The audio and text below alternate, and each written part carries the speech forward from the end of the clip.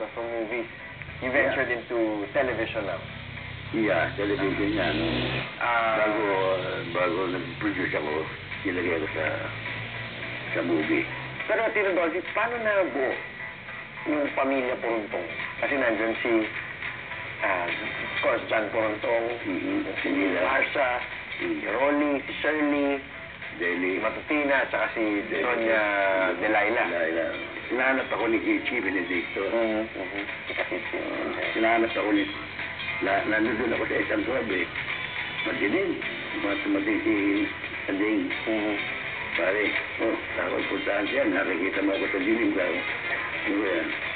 Kaya nga, yun, Johnny Marcia na. That's when they presented to Kasi you. dream ni Ading yun eh. Yan na. Dream niya yung magkasama kami ni Nida. Dahil sa kanya, si Nida parang dolphin babae.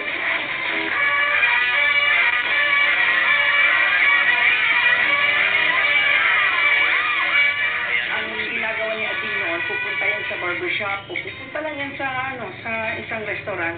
Upo lang niya mag-isa, tapos he will look at people, what's happening around. Tapos, uuwi yan, ikikwento niya kay Dolphy, tapos gagawa na nila ng sitwasyon na nakakatawa. Nabalitaan ko Wala yun. naman akong sinasabi nga na. Tuwan-tuwa ka pa nga raw eh. Ano naman ang nag-chismis nun? Oo, sinabi Tayong natin. tatlo lang ni Marcia, magkakatabi nun. Ako kasi, ang John and Marsha, yan yung, kung isipin ko, ano yung earliest memory ko ni Dolphy, it's John and Marsha. So I would associate John Poruntong and Dolphy parang isa silang tao. Pero ano mo ba talaga yung pagkakaiba muna ni John Poruntong? Yung character ko at Puruntong, nakikita niya yung ibang character noon ako. And what are Kanya sabi niya perfect na perfect. Yung aking mga prinsipyo, parang sabi niya parang pareho mo. So maliban nga lang doon sa role na yung malawang sitwasyon? sitwasyon dahil mahirap ka. Pero ano naman po yung pagkakaiba? Ano yung meron si John Poruntong na hindi si Dolphy yan? It's just part of a character. Well, kamukha nung pagmamahal sa asawa, hindi ako ganun eh. Naibang buhay. Dumami asawa ko eh. Yan ang malaking pagkakaiba eh. Dumami doon, dalawa lang anak ko eh. Hindi, labing-walo eh. Eh, mapagmahal din naman mo si John. Eh, yun nga lang.